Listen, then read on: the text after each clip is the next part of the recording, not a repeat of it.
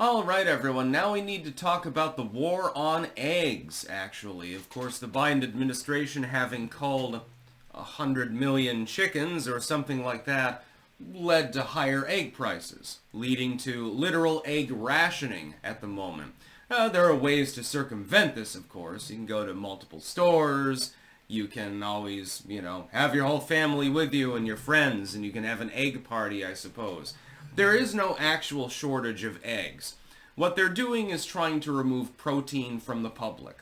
They've been doing this for a number of years. This is also why they're rambling about how the avian flu has transited to cows and sows. Oh, okay, so you can't buy beef, you can't buy pork, you can't buy chicken, you can't buy milk, you can't buy eggs. Where's your goddamn protein source?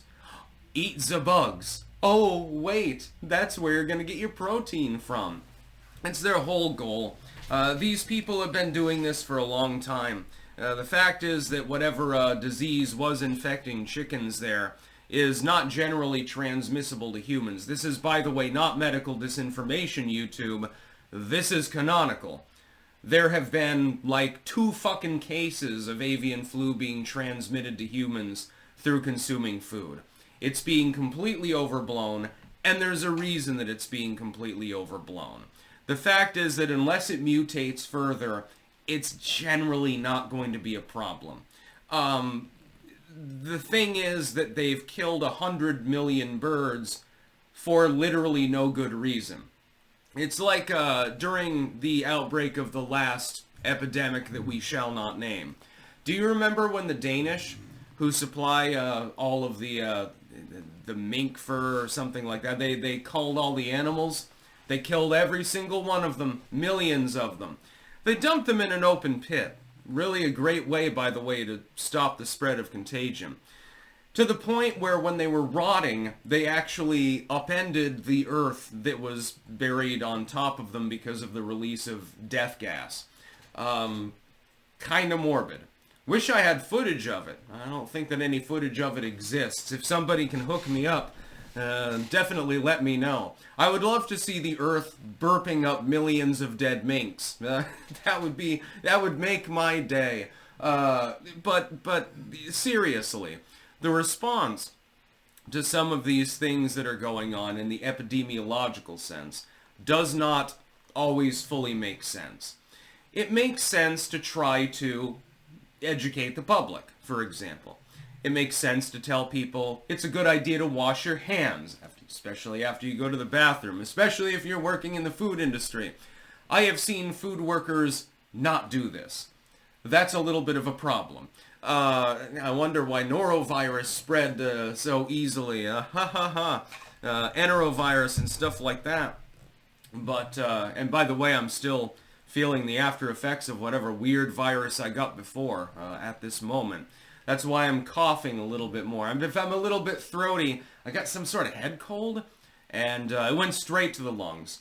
And I think I have bronchitis, but it'll resolve itself. I've got a pretty strong immune system, especially when buffed up by cultivated mind. The left-wing war on eggs, though, is worse than you think, because it's part of a concerted effort. It's really a uniparty war more than a simply left-wing war. Think about what they're telling you is infected. Any animal product, effectively. So no protein for you. I guess you're eating beans or bugs. Those are your choices in order to get the protein that you need to literally survive. They're trying to deprive you of that. By the way, like dairy products full of A vitamins. In some colder climates, it's difficult to get enough sun sometimes, like here, where it's sunny maybe 100 days out of the year, and certainly this time of year, not necessarily, ideal. It's hard to generate your vitamin A, or is it vitamin D? One or the other, can't remember.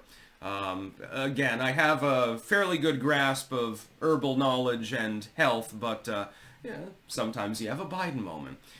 It's difficult to generate that in this climate. So, next they're probably going to say there's some sort of fever in fish or something like that.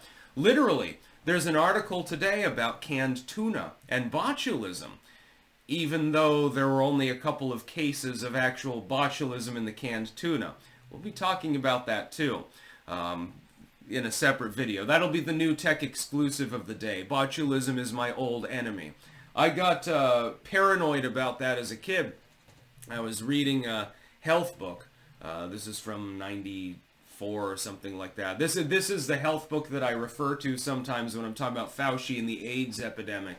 And it said that homosexual sex was the vector for AIDS. And of course, now we realize, straight sex can spread AIDS too. It's just less likely.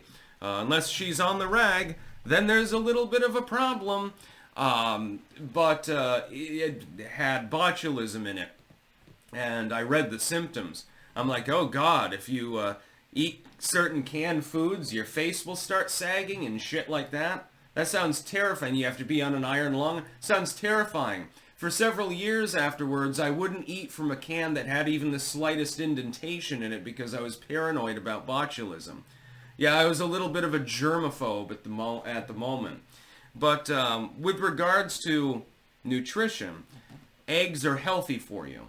Milk is healthy for you, unless you're lactose intolerant. You're going to have to get it from Jersey cows. You get like goat's milk or kefir or something like that. Yogurt is good for you. All of these animal products, fundamentally, unless they are fully processed, are good for you. They are healthy. It's the milk makes the blood, so to speak.